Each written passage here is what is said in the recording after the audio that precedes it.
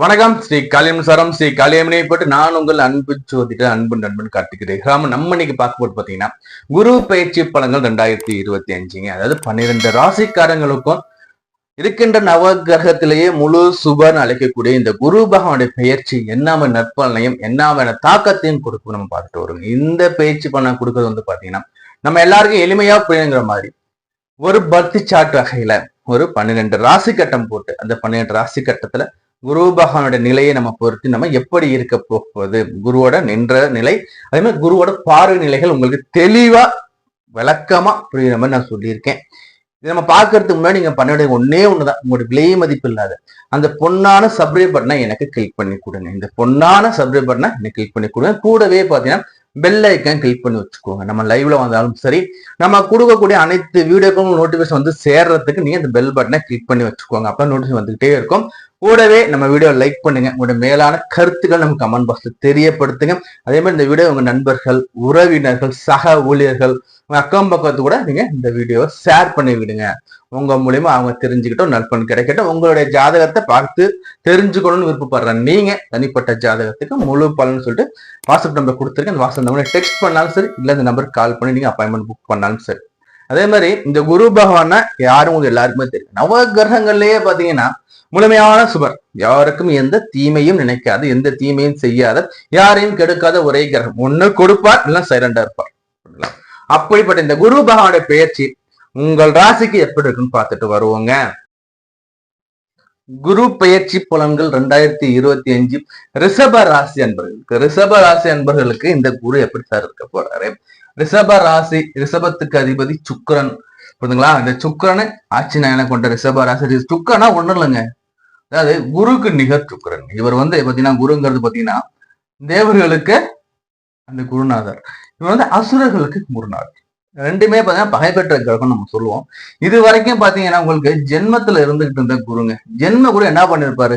ஜென்ம குரு ராமர் வனத்திலே பாங்க, ஜென்ம குரு ராமர் வனத்திலே. அப்போ இந்த 1ஆம் இடத்துல குரு இருக்கும் போது என்ன பண்ணிருப்போம்னு பார்த்தா தனிமையே ஃபீல் பண்ண வச்சுப்பான். உனக்கு என்னப்பா, உங்களுக்கு எல்லாமே இருக்குப்பா, உனக்கு என்னப்பா, நீ பெரிய ஆள்ப்பா, உனக்கு என்னப்பா நம்மள அப்படி அந்த வார்த்தையை சொல்லி நம்மள ஓரங்கட்டி வச்சிருக்க வாய்ப்புகள் அதிகம். ஏன்னா ஜென்மத்துல குரு இருக்கும்போது நம்ம பார்க்கறது எப்படி, நம்ம பெரிய ஆளா தெரியும், பெரிய ஒரு ஞானி மாதிரி நம்ம பார்க்கறோம், கண்ணுக்கு தெரியும். ஸோ அதனால நம்ம வந்து பாத்தீங்கன்னா எதுலையுமே நம்மள வந்து ஒரு கலந்து ஆலோசிச்சிருக்க மாட்டாங்க.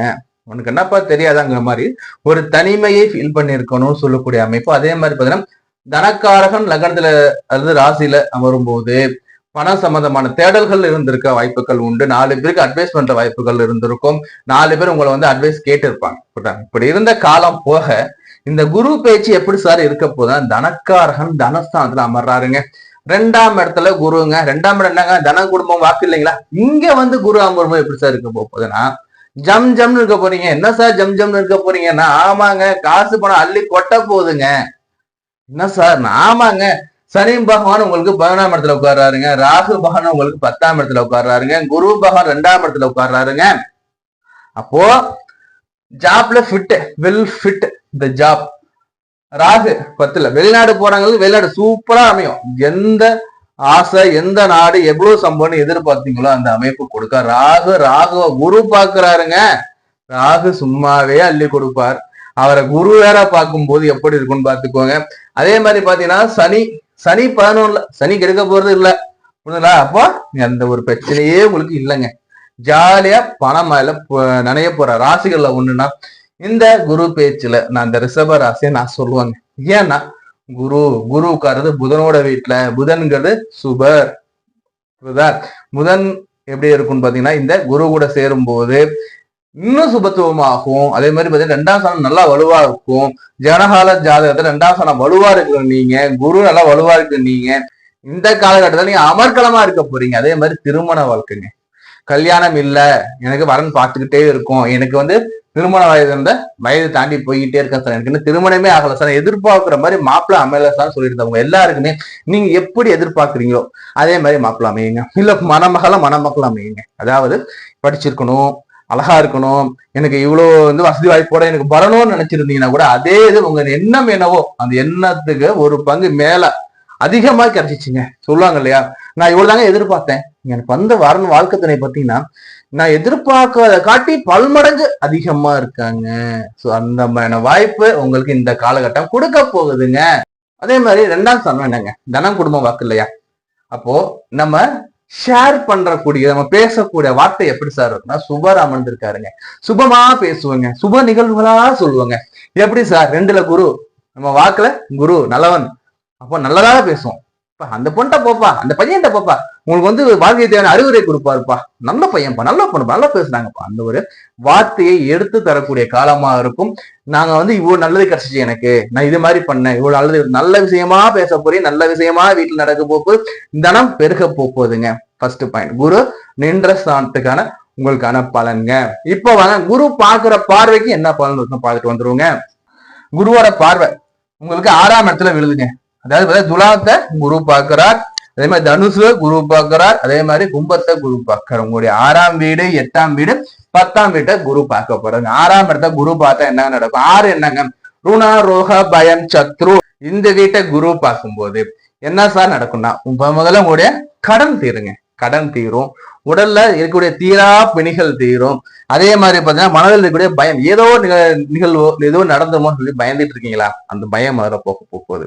கடன் அடைக்கிறதுக்கான வழிகள் கிடைக்கும். ஏன்னா இவர் 2ஆம் இடத்துல இருந்துல பாக்குறார், கடன் அடைக்கக்கூடிய வழிகள் கிடைக்க போகுது. உடல்ல கூட தீரா நோய் தீர போகுது. அந்த தீரா நோய்க்கான மருத்துவத்தை இந்த குரு தன் பார்வையில கொடுக்க போறாருங்க. அதே மாதிரி குரு தன் பார்வையில 8ஆம் வீட்டை பார்க்கிறார். 8ஆம் வீட்டை குரு பார்த்தா என்ன சார் நடக்கும்? சார் 8 சார் மறைவு சாணம் சார், நான் 8 நினைச்சு பயப்படாதீங்க. 8ல பாத்தீங்கன்னா எவ்வளவுதான் டிராபேக் இருந்தாலும் அதுல சில பாசிட்டிவ்கள் இருக்கு. அதே மாதிரி 8ஆம் வீட்டை சுபர் பார்க்கும்போது அந்த பாசிட்டிவ் எல்லாம், அந்த பாசிட்டிவ் அதிகமாகும், நெகட்டிவ் எல்லாமே உங்களுக்கு பாசிட்டிவா மாறுங்க. 8 என்னங்க, தீரா சுமை. என்ன சுமையாக இருக்கலாங்க, ஒருத்தவங்க மேல பழி போட்டிருக்கானா, அந்த பழியை உங்களால சுமக்க முடியும் இல்லைங்களா? சோ அந்த பழி உங்களுக்கு மாறக்கூடிய காலம். பழி போட்டவனே நான் பண்ணது தப்புதான்ப்பா, என்னை மன்னிச்சுக்கப்பா சொல்லி அந்த தீரா பழி சுமக்க, அந்த தீரா பழி தீரக்கூடியது. பழிச்சொல் சொல்லும் பாத்தீங்களா, நீங்க தப்பா எடுத்தீங்க, பழிச்சொல் அவப்பேர் சொல்றது, அந்த அவப்பேர் பழிச்சொல் தீரக்கூடிய காலமா இருக்கும். அதே மாதிரி பாத்தீங்கன்னா உங்களுடைய சுமைகள் கடன் சுமையாக கூட இருக்கலாம். தீரா கடன்ல இருக்குங்கன்னா அந்த தீரா கடன் நீங்கி உங்களோட சுமை குறைய போகுது. 8ஆம் இடத்தை எடுத்து பார்க்கும்போது பாத்தீங்கன்னா உங்களுக்கு 4ஆம் இடம் இல்லைங்களா? 4க்கு 1 2 3 4 5, 1 2 3 4 5, 4ஆம் இடத்துக்கு 5ஆம் இடம், புரியுதுங்களா? அப்போ சிலருக்கு வீடு கட்டுற வாய்ப்பும் வரலாம், வண்டி வாகன சேர்க்கையும் உங்களுக்கு வரலாம். அதே மாதிரி பாத்தீங்கன்னா சிலருக்கு மறைமுகமாக இருந்துகிட்டு இருந்த பிரச்சனைகள் தீருங்க. வெளில சொல்ல முடியலைங்க சில பிரச்சனைங்க, மனைவி கிட்ட சொல்ல முடியலைங்க பிரச்சனைங்க, குழந்தைகிட்ட சொல்ல முடியலைங்க பிரச்சனை. இது மாதிரி நம்ம மறைந்து மனசுக்குள்ளேயே புழுங்கி இருக்கக்கூடிய அந்த பிரச்சனைகள் இவைகள் தீர போகுதுங்க. ஏன்னா இந்த குரு பயிற்சிக்கு முன்னாடி அந்த பிரச்சனைகள் விஸ்வரூபமா இருந்துகிட்டு இருக்கும். விஸ்வரூபமா இருக்கிற அந்த பிரச்சனை குரு பயிற்சிக்கு பிறகு உங்களுக்கு முழுமையா அப்படியே படிப்படிப்படியா குறைஞ்சி இருக்கிற இடம் காணாம போயிடுங்க. நல்ல விஷயம், புரியுதா? அடுத்து குரு 10ஆம் இடத்தை பாக்குறேன். 10ங்கிறது தொழில் சாணம் இல்லைங்களா? தொழில ஜீவன சான்றத்தை முன்னேற்றத்தை கொடுக்க போறாருங்க. பதவி உயர்வு, வேலையில பாராட்டு பத்திரங்கள், அதே மாதிரி வெளிநாடு புறைநிகள், வெளிநாட்டு வேலைகள், புரியுதா? அதே மாதிரி வீட்டுல அமைதி.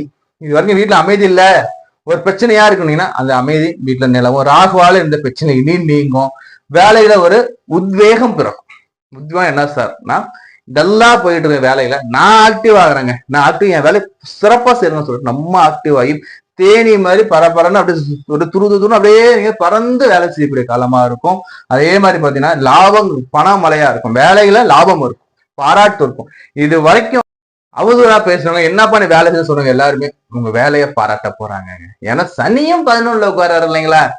தொழில்காரகன் லாபத்துல உட்கார்றார், 10ஆம் இடத்துல ராகு பகவான் உட்கார்றார். அப்போ இந்த காலகட்டம் அதிர்ஷ்ட மழை பொழிய போகுது, மனதிற்கு பிடித்த திருமணம் நடக்க போகுது. இன்னொரு அடிஷனலா சொல்றோம் பாருங்க, 8ஆம் இடத்தை சனி பார்க்கறது இல்லையா? 8ங்கிறது என்னங்க, 7ஆம் இடம் திருமண ஸ்தானம், கலச ஸ்தானம், மனைவி ஸ்தானம், காதலி ஸ்தானத்துக்கு 2ஆம் இடம், புரியுதா? அப்போ இவங்களுக்கு 2ஆம் இடத்தை குடும்ப ஸ்தானம், அதாவது எப்படின்னா 7ஆம் இடத்துக்கு தனம் குடும்ப வாக்கு. இங்க இருந்த பிரச்சனை, ஏன்னா சனியால இருந்த பிரச்சனை, கணவன் மனைவிக்குள்ள இருந்த மிஸ் அண்டர்ஸ்டாண்டிங், கணவன் மனைவி மட்டுமல்ல காதலி மியூச்சுவல்ல இருந்துகிட்டு உங்களுக்கு இருக்கின்ற பிரச்சனைகள் அனைத்துமே குரு பயிற்சிக்கு பிறகு தன் குருவோட பார்வையால அங்க நிவர்த்தி பண்ண போறாருங்க. குரு பார்க்க கோடி பாவம் விமோசனங்க. அப்படி இருக்கும்போது உங்க வாழ்க்கையில இது வரைக்கும் பட்ட கஷ்ட நஷ்டங்கள் எல்லாத்துக்குமே ஒரு நல்ல காலம், நல்ல விடிவு காலம் பெறக்கூடிய காலமா இருக்கு.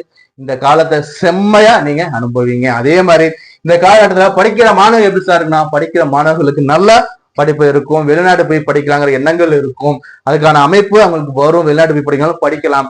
சக ஊழியர்கள் கூட அவங்க வந்து ஒரு ஜாப்ல இருக்கீங்கன்னா சக ஊழியரோட நெருக்கமான சூழ்நிலை ஏற்படும்.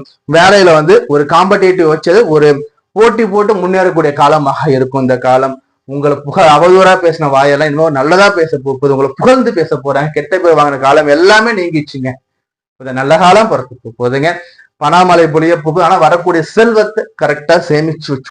நம்மளுடைய கருத்து என்னன்னா, சேமிப்பு மட்டும்தான் உங்களுக்கு உயிர் தோழன். சேமிப்பை தவிர எதுவுமே இந்த காலகட்டத்துல உயிர் தோழன் கிடையாது.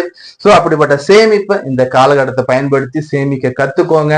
அதே மாதிரி வந்து பாத்தீங்கன்னா நான் சொல்லக்கூடிய பரிகாரம் என்னன்னு பாத்தீங்கன்னா, உங்களுக்கு பாத்தீங்கன்னா மதுரை மீனாட்சி அம்மனை போயிட்டு ஒரு முறை வழிபாடு பண்ணிட்டு வாங்க. மதுரை மீனாட்சி அம்மன் உங்களுக்கு நல்லருள் பாலிப்பாங்க. உங்களோட தனிப்பட்ட ஜாதகத்தை நம்மகிட்ட பார்க்கணும் விருப்பப்பட்டீங்கன்னா ஸ்கிரீன்ல நம்பர் இருக்கு, இதுல கால் பண்ணி அப்பாயின்மெண்ட் வாங்கிங்க. நான் உங்கள் அன்பு தோழன், அன்பு நண்பன், உங்கள் வீட்டு பிள்ளை கார்த்திக் ராமன். நம்ம இது வரைக்கும் பார்த்து வந்து பாத்தீங்கன்னா ஒரு பொதுவான பேச்சு பலன்கள், இந்த குரு பகவானுடைய பொதுவான பேச்சு பலன்கள். இந்த பொது பேச்சு பலன் எப்படி உங்களுக்கு அப்ளிகேபிள் ஆகும் பாத்தீங்கன்னா, உங்களது நடப்பு திசையில என்ன புத்தி போகுது, அதாவது நடப்பு தசாநாதன் யாரு, அவர் வந்து குருவுக்கு யோகமா அவயோகமா, அதாவது நண்பரா பாவியா சமசப்தமா, இதெல்லாம் ஒரு கேட்டகரி. அடுத்து நடப்பு புத்தி எப்படி இருக்கு, தசா புத்தி எப்படி இருக்கு. சரி, நீங்க பிறந்த நேரத்துல குரு பகவான் உங்க சுய ஜாதகத்துல எந்த வீட்டுல இருக்காரு, பகை வீட்டுல இருக்காரா, சமங்கிற வீட்டுல இருக்காரா, இல்ல உச்ச வீட்டுல அமர்ந்திருக்காரா, இல்ல அவரு நீச்ச வீட்டுல அமர்ந்திருக்காரா, இது ஒரு பக்கம். அதன் பிறகு அந்த ராசி கட்டத்துக்குள்ள இருக்க நட்சத்திரத்துல அவர் எந்த பாதத்துல உட்கார்ந்துருக்காரு, அந்த வீடு கொடுத்த அந்த சாரநாதன் நட்சத்திர சாரநாதன் வந்து பாத்தீங்கன்னா இவருக்கு யோகமா நட்பா அவ யோகமா இல்ல பகையான்னு சொல்லி இந்த ஒரு கால்குலேஷன் இருக்கு. இது எல்லாத்தையும் மேட்ச் பண்ணிதான் இந்த பொது பலன் உங்களுக்கு அப்ளிகபிள் ஆகுங்க. அதே மாதிரி இந்த குருங்கிறது யாரையும் கெடுக்க போறது கிடையாது, முழு சுபர். புரிஞ்சுங்களா? இந்த குரு வந்து என்ன பண்ணுவாருன்னா ஒண்ணு செய்வாருங்க, இல்லைன்னா சைலண்டா இருப்பார், யாரையும் கெடுக்க போறது இல்லை. ஒண்ணு கொடுப்பார் இல்ல கொடுக்க மாட்டார், அவ்வளவுதான். இதுல இந்த குரு வந்து பெயர்ச்சி அமர்ந்து வந்து பாத்தீங்கன்னா கால புருஷனுக்கு 3ஆம் இடங்க. கால புருஷனுக்கு 3, அது பொதுவா 3 என்னங்க, தகவல் தொலை தொடர்பு, அதே மாதிரி இல்லையே சகோதரம் நம்ம குறிப்போம், நம்மளோட மனசை குறிப்போம். இது ஒண்ணு. அடுத்து இந்த 3ஆம் இடம் புதனோட வீடு இல்லையா, புதன் வந்து அறிவுக்கு காரகத்தா, புரியுதா, அறிவுக்கு காரகத்தா. அப்போ இந்த காலகட்டத்துல குரு வந்து அமரும் போது பாத்தீங்கன்னா குரு புதன் கூட இணைஞ்சு அமர்றார், அப்போ புதனோட வீட்டுல அமர்றார். அப்போ